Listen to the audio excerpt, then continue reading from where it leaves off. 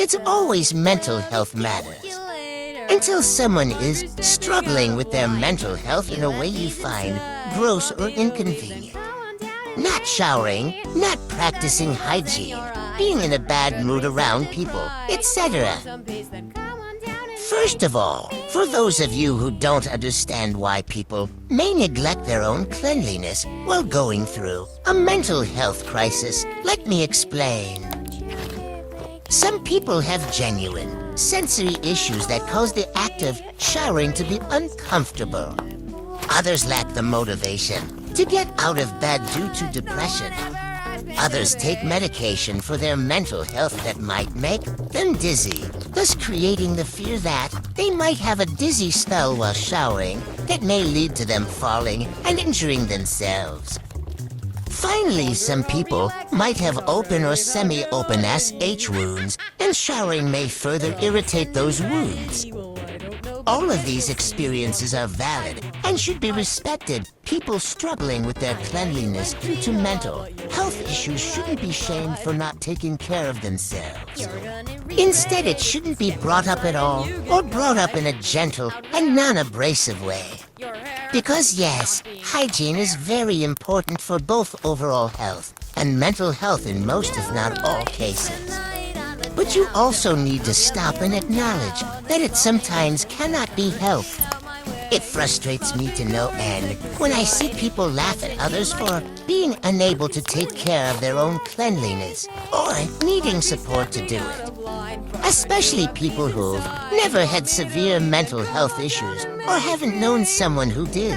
It doesn't affect you if someone else over the internet doesn't shower, so why should you get mad or feel any need to poke fun at people who are already struggling? If you're worried about them, you can mention it privately and in a kind and non-pushy way. Next, I'd like to quickly complain about people who get annoyed when people aren't in a good mood around others while dealing with a mental health issue. It should be self-explanatory. You can't expect people to be all sunshine and rainbows while dealing with something as bad as a mental health crisis. But back to the topic of hygiene. Here are some helpful tips for showering when it feels hard. 1. Set up a reward system. Give yourself a nice treat, like an energy drink or sweets in turn for taking a shower or brushing your teeth. It gives you something to look forward to and can help with lack of motivation. 2. Don't be afraid to take breaks. If things get too difficult or overstimulating, don't be afraid to step outside the shower for a moment.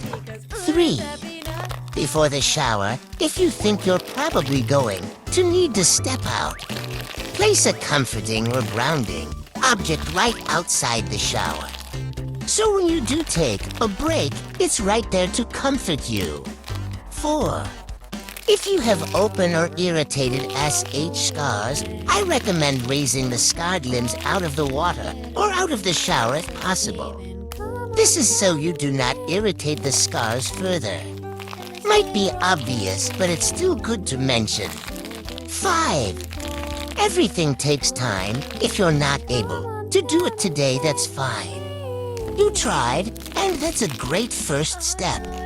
Just keep at it, and you'll get eventually. I think that's going to be all from me today. Try to stay safe and healthy, everyone. Parker out.